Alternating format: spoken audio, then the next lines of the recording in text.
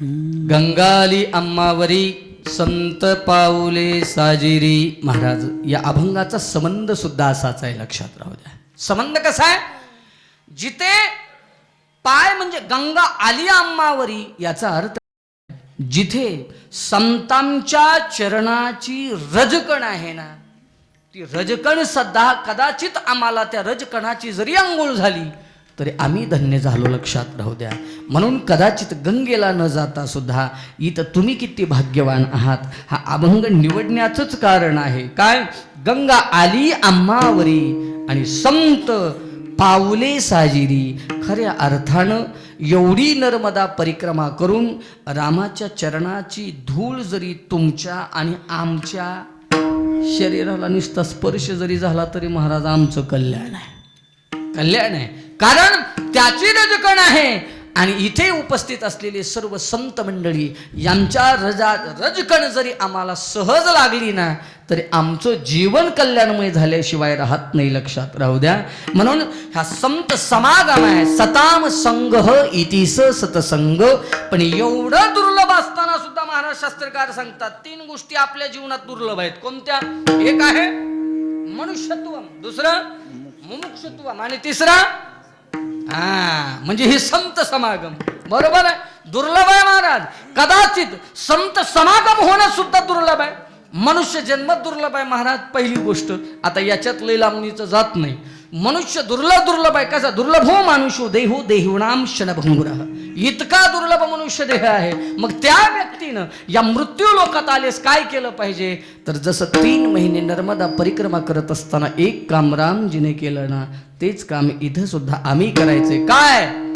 तस्मात भारत सर्वात्मा भगवान ईश्वरो हरिही हरिर हरती पापानी इतिसो हरी. याचा अर्थ आहे श्वास श्वास परिकृष्ण भजी वृता श्वास जनिक होय ना जाने या श्वास की आवन होय ना होय. मग आम्ही काय केलं पाहिजे? आम्हाला येत नाही, केलं पाहिजे ना महाराज. म्हणून त्या क्षणाला त्या वेळेला आम्ही सुद्धा, नाही तर होतं काय सांगू? क्षणभंगुर की कलिका कल प्रहत समय केली न केली मलयाचक की शीतल गंध सुमेर चली न चली. आम्ही घेतलेला श्वास आम्ही केव्हा टाकू ही आमची आम्ही स्वतः गॅरंटी देऊ शकत नाही ना गड्या. म्हणून एक लक्षात राहू द्या, जीवनामध्ये सुद्धा हा आम्हाला योग प्राप्त होतोय. दुसरी गोष्ट आहे काय आहे, जगद्गुरु तुकोबाराय सांगतात आम्हाला सुद्धा इथे गंगा आणायची आवश्यकता नाही. संतांची भेट होणं म्हणजेच साक्षात गंगेमध्ये स्नान होणं.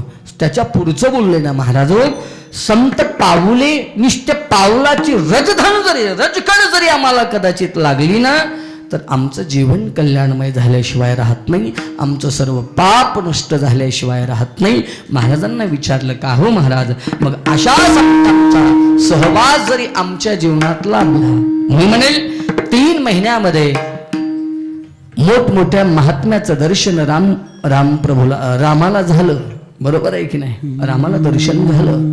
त्यामध्ये इथे सुद्धा योग एवढा आहे की तुम्हाला सुद्धा मोठमोठ्या संतांच्या दर्शनाचा योग प्राप्त होतोय. म्हणून एक गोष्ट लक्षात राहू द्या, मी कधी कधी सांगत असतो महाराज, संतों की सन्निधि जीवन को परिवर्तित कर देती है. संतों का क्षण और अन्न का कण जीवन में कभी बर्बाद मत होने देना. आमचे गुरुवरे महाराज सांगायचे. कारण का? आमच्या जीवनामध्ये एक क्षण जरी संतांची संगती आम्हाला लागली ना तर आमचं जीवनाचं कल्याण झाल्याशिवाय राहत नाही ना. म्हणून आमचा सत्संग आहे, लक्षात राहू द्या. आणि अशाच या सत्संगामध्ये अवगाहन जर आम्ही करू ना तर आम्हाला निश्चित स्वरूपामध्ये आमच्या पवित्र आम्ही झाल्याशिवाय राहत नाही. महाराजांना विचारलं मग आंघोळ करणं म्हणजे नेमकं आंघोळ कुठं करणं? बरोबर आहे, गंगा आमच्याकडे आली ना, मग गंगा आली. आता मग महाराज गंगेमध्ये 3 महिने नर्मदेत डुबकी लावली. आम्ही 21 दिवस 1 महिना आषाढी वारी केली. पंढरपूरमध्ये चंद्रभागेत स्नान केलं. इंद्रायणीमध्ये सुद्धा आम्ही स्नान केलं. आता मला सांगा, आंघोळ करणं, आंघोळ या शब्दाचा अर्थ काय आहे? आंघोळ म्हणजे कोणती आंघोळ? आता त्याच्यात 2 प्रकार आहेत महाराज. आता शास्त्रकार सांगतात इथंही आम्हाला काय करावं लागेल, थोडं अनुमान लावावं लागेल अभंगामध्ये सुद्धा.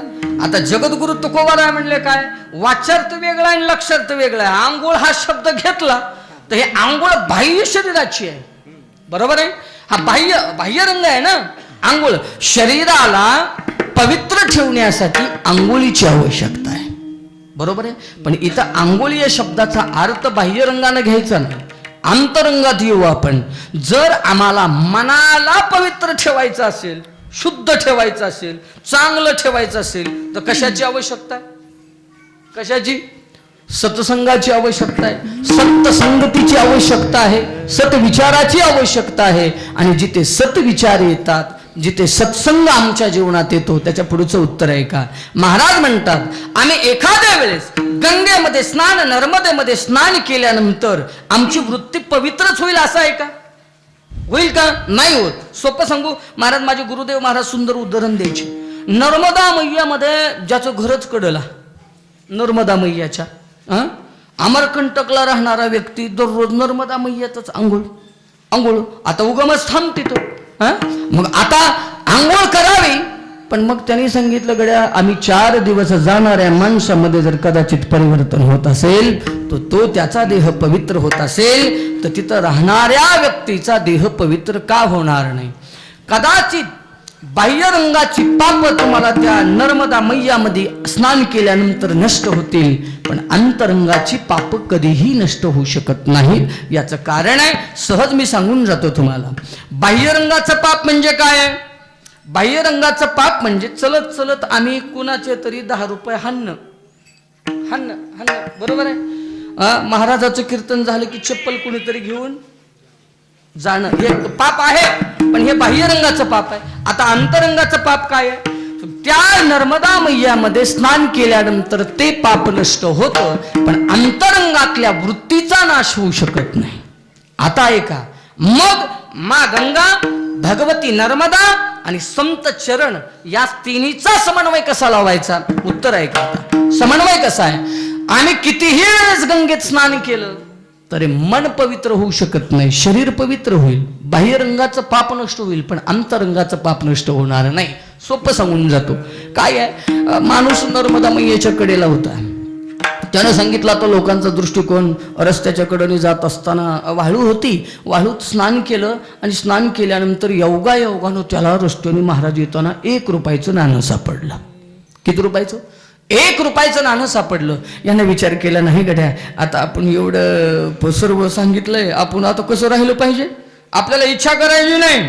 आता आजपर्यंत भरपूर पाप केले, पाप आपण नष्ट करण्यासाठी नर्मदा मैयाचं स्नान करण्यासाठी आलो, स्नान केलं आणि 1 रुपयाची इच्छाच नाही म्हणे. पण इच्छा झाली त्यानं म्हणला काय हरकत नाही, नर्मदा मैया काही लय लांब नाही.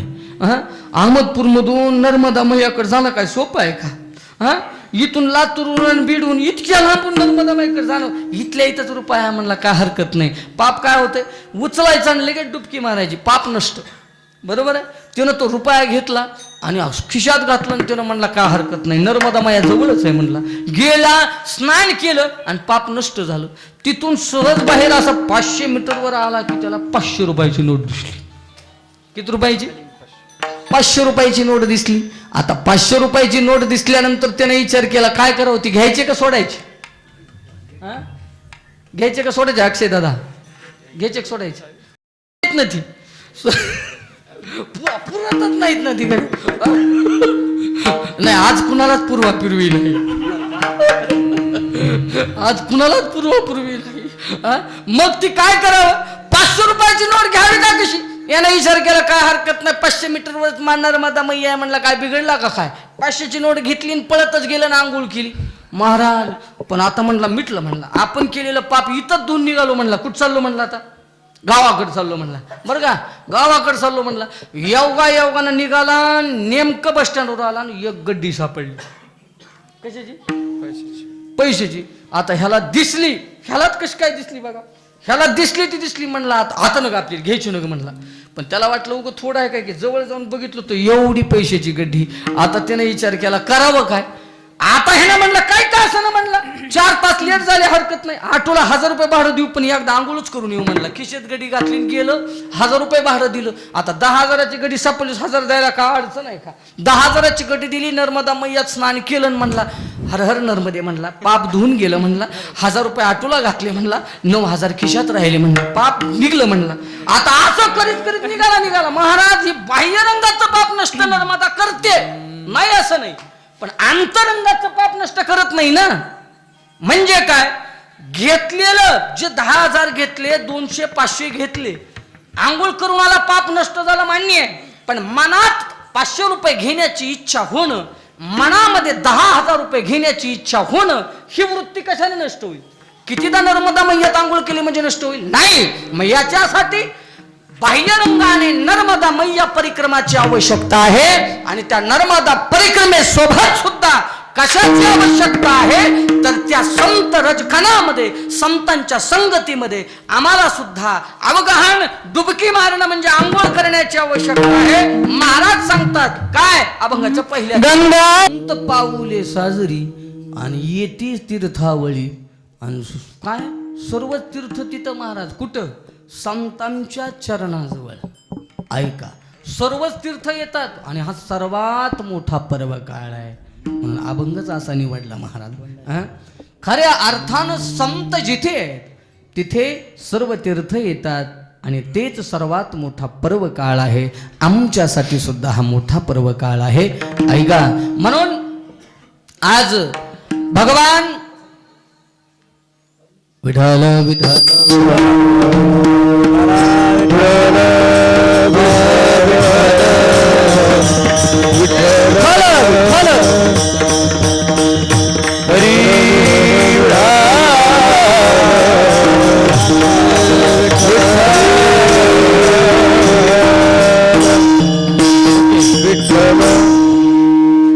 म्हणून सर्व तीर्थ त्या ठिकाणी येतात. म्हणून इथं संत मंडळी सुद्धा आशीर्वाद देण्यासाठी खऱ्या अर्थाने येतात. म्हणून हा सर्वात मोठा आमच्यासाठी पर्व काळ आहे. जगद्गुरु तुकोबारायला विचारलं, म्हणून इथं काय पाप पळाले आणि आमचे जळाले. इथंच पाप पळतात आणि इथं जळतात सुद्धा. कशाने हो? पाप पळाले जळाले आणि भव दुःख दुरावले. इथंच की नाही महाराज? म्हणून इथं दूर सुद्धा होता. भवनाम संसार समुद्र सम्यक संसरण करोति इति स संसार. या संसाराची व्याख्या आहे. आणि या संसाराचं दुःख सुद्धा इथेच परिपूर्ण जळून गेल्याशिवाय राहत नाहीत. आणि भवनाम संसार समुद्रातून तो तरुण गेल्याशिवाय राहत नाही. महाराजांना विचारलं, का हो महाराज, मग इथं पापही पळतं आणि जळतं, पळणं जळणं कशाला म्हणतात? आता जळणं याचा अर्थ, आता ती व्याकरणात जर गेलं का, पळणं म्हणजे येऊ शकतं आणि जळणं म्हणजे येऊ शकत नाही. म्हणजे याचा अर्थ पुनरपि जन्मम पुनरपि मरणम पुनरपि जननी जठरे शयन यह संसारे खलु दुस्तारे कृपया पारे पाहि मुरारे भज गोविंदम भज गोविंदम भज गोविंदम मूढमते. महाराज, इथून येणं आणि जाणं काहीच नाही महाराज. आता इथं लई नाही करीत, आता सर्व उपस्थित मंडळी आहेत, थोडं पुढचा बी प्रोग्राम आहे म्हणून पळालं काय जळालं काय ह्याच्यात आपण जर केलं तर आपण थोडस पुन्हा पाहू एखाद्या वेळेस, बरोबर आहे. म्हणून भव दुःख दुरावले, आमच्यातले सर्व दुःखाची निवृत्ती सुद्धा केवळ संत सहवासामध्ये आपण धरू. संतांच्या चरणाच्या धुळीमध्ये आम्ही आंघोळ करतो, तुकोबाराय म्हणतात. म्हणून आता महाराज म्हणतात, आता काय करायचंय तर आता फक्त एकच करायचंय, हातानं टाळी वाजवून भजन करायचंय. विठोबा